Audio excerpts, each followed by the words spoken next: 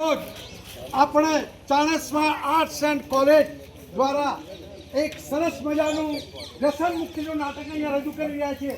આપણા સમાજમાં, પરિવારોમાં, કુટુંબમાં, ઘરમાં મા બાપ, ભાઈ બહેન, કાકા મામી બધા જ વ્યસન કરતા હોય, જાત જાતના વ્યસન.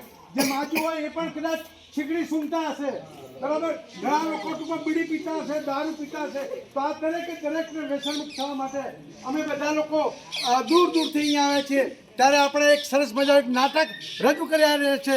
ત્યારે આપણે નાટક ચાલુ કરીએ. જો શાંતિ જુઓ અને નાટકની મજા લો. અને આ નાટક દ્વારા તમે તમારા ઘરમાં, પરિવારમાં, ભાઈ બહેન, કાકાને દરેકને વ્યસન છોડાવવાનો પૂરો પ્રયત્ન કરો.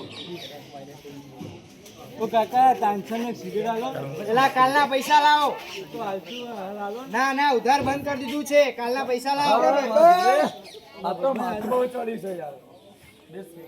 ના, પેલા પૈસા પછી વાત. અરે તો આપી દે છે ને યાર. બીજી છે ઓ છે કઈ જોવે. કોઈ માર્કેટમાં નવું આવ્યું કે નહીં? હા, ક્રોસ આવી. હા તો ત્રણ આપી દો.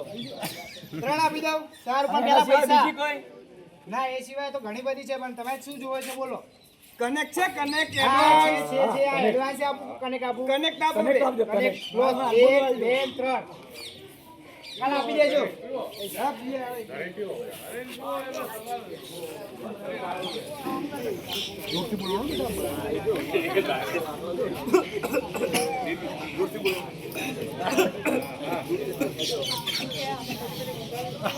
અને જો આ તો કાજલનો ભાઈ હા આ તો કાજલનો ભાઈ છે.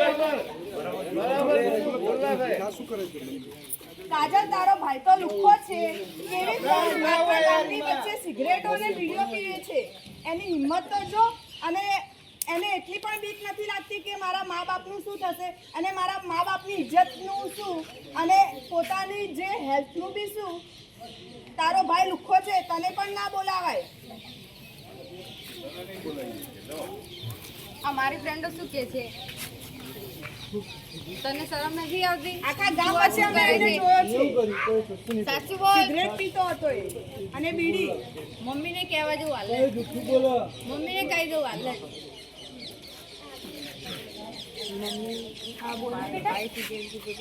જોરથી બોલ બેટા, જોરથી બોલ બેટા. મમ્મી આ બોલ ને બેટા. મારી ફ્રેન્ડ એમ કહેતી હતી કે તારો ભાઈ સિગરેટ પીવે છે. કોને કીધું આવું? મારી આવું બને જ friend નહીં. કહેતી મારો હતી. છોકરો પીવે જ નહીં.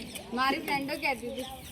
પણ તારો ભાઈ તો ભણવા ગયો છે એના ભાઈબંધોના ઘેર. એ પાનની દુકાને એના ફ્રેન્ડ કોને સાથે તને કીધું કોને? એ પહેલા મારી તારી friend બેનપણી મેં બોલ્યા પહેલા. મારી મમ્મી માસી આને અમે આખા ગામ વચ્ચે એને સિગરેટ અને બીડી પીતા એના ભાઈબંધો સાથે જોયો હતો. હું કઈ રીતે માનું કે એ જ મારો? ના એ જ હતો. અમે એને ઓળખીએ છીએ. કાજલનો ભાઈ છે એટલે અમે એને ઓળખીએ છીએ. તમે સાચું બોલો તો આજે હું એને એટલો મારીને એના ઘરમાંથી બહાર કાઢી દીધો. હા તમે તાર મારો એને. કાજલ તાર ભાઈને બોલાઈ લાય. ચલ ભાઈ, મમ્મી બોલાવે. કેવું ચાલે બેટા ભણવાનું તારે? આજે તું ભણ્યો તું? આજે તું તો તાર ભાઈબંધના ઘેર ભણવા જતો ને?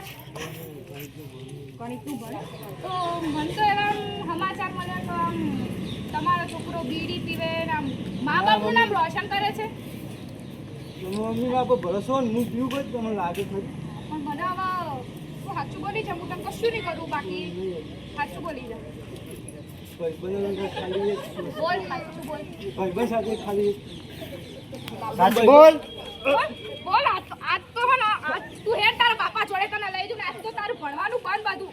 ઓબળો લે. આ જો તમારો છોકરો ભણવા જાય કે દારૂ પીવા જાય? નાલાયક, આ તારી મમ્મીથી શું સાંભળું છું હું?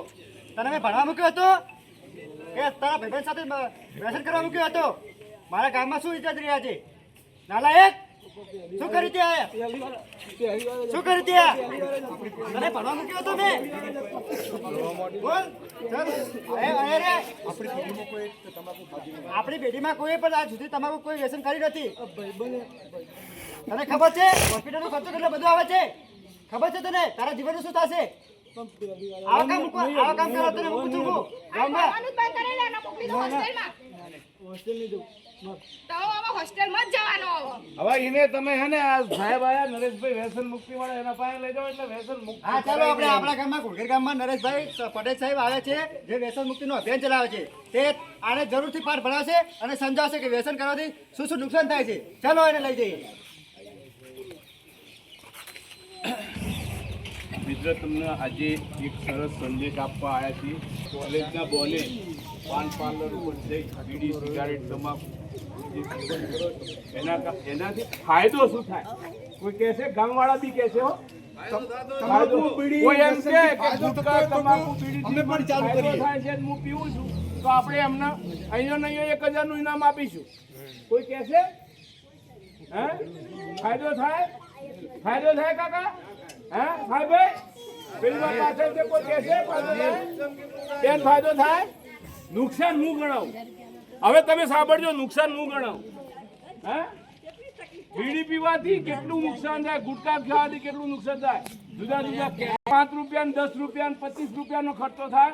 આજથી પછી 10-15 વર્ષ થાય ત્યારે દવાખાને જવું પડે. દવાખાનો જો કેન્સર નિદાન થાય તો 5-25 લાખ રૂપિયા ખર્ચો થાય. થાય કે ન થાય? ત્યારે આ જે ઘરમાં જેટલા પણ ગામમાં રહે છે એ 25 લાખ રૂપિયા ખર્ચવા માટે કોઈ તૈયાર ખરા ભાઈ? જેના પાસે 25 લાખ હોય એ ભલે દારૂ પીવે, બીડી પીવે, કોઈની તાકાત ખરી? એ ઘરની હાલત શું થાય? એ બાપ એ દીકરો ગુજરી જાય તો એના બાપ અને એના માને કેવી અસર થાય? એના બાળકોની અસર થાય. તો આપણે બધા નક્કી કરીએ. અને તમને ખાસ મારો સંદેશ છે કે તમે આજે વ્યસન છોડી દો. છોડી દેશો કે નહીં? છોડી દેશો કે નહીં? છોડી દેશો. હા, તો આજથી આપણે સંકલ્પ કરીએ. ગ્રામજનો પણ સંકલ્પ કરે કે અમે આજથી આ એરિયામાં તો કોઈને બીડી તમાકુ ખાવા દઈશું નહીં. અમારા પરિવારમાં બીડી તમાકુ ખાવા દઈશું નહીં. નમસ્કાર. આ ઘણીવાર આપણે એવું પણ કહીએ છીએ કે સાહેબ શું કરીએ, અમારે તો વ્યસન છોડવું છે પણ છૂટતું નથી. કેમ ના છૂટે? તમારું જો બાળક 5-6 મહિનાનું હોય અને એ સંતાન ટૂંકમાં માનું ધાવણ છોડી દેતું હોય તો કેમ તમારું ટૂંકમાં વ્યસન ના છોડે? અરે કોઈ બેન દીકરી ટૂંકમાં 18-20 વર્ષની હોય, રાજકોટથી એને ઉતરીને મોટી કરી હોય અને એ સાસરે જાય તો એના મા બાપને એ દીકરી વગર ચાલતું હોય છે તો એના વગર કેમ ના છૂટે?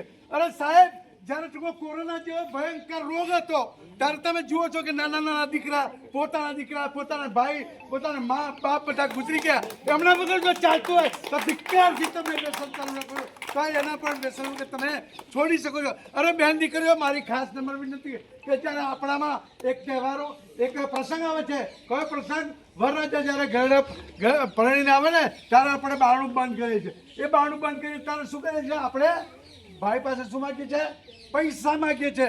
તો મારી બેન દીકરીઓને ખાસ વિનંતી કે તમે ભાઈ પાસે પૈસા જેટલા માગો હોય તો માગો. અરે આઈફોન માગો, પરંતુ સાથે સાથે એમ પણ માગો કે મારો ભાઈ કેન્સર મુક્ત જોઈએ, વ્યસન મુક્ત જોઈએ.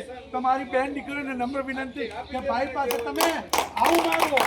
અરે ભાઈ બેન, વ્યસન માટે એનિવર્સરીનો અમારો દિવસ આવી ગયો છે. એનિવર્સરીમાં એક એવું સરસ વસ્તુ આવે છે કે એનિવર્સરીમાં પત્ની પોતાના પતિ પાસે સોનાની ચેન માગે, સાડી માગે, એક્ટિવા માગે, આઈફોન માગે. અરે મારી બહેન, તમે એ પણ માગવું માગજો, પણ તમે તમારા પતિ પાસે હવે કે ભાઈ પતિ તમે અત્યારથી મને સાડી આપી, સોનાની ચેન આપી, બધું આપ્યું, પણ આથી મારો પતિ કેન્સર મુક્ત જોઈએ, વ્યસન મુક્ત જોઈએ એવું માગો મારી બહેન. એટલે આ માટે આપણે વ્યસન છોડવા માટે તો ઘણી, અરે કોઈ જન્મદિવસ આવે તો પણ તમે વ્યસન છોડાવી શકો છો. કોઈ ભગવાનનો તહેવાર આવે, કુળગેનો ચુડેલ માતાનો તહેવાર આવે એ દિવસે, કોઈ રામનવમી આવે, કોઈ દિવાળીનો તહેવાર, કોઈ રામાપીરનો પાઠ આવે ત્યારે પણ વ્યસન છોડાવી શકો.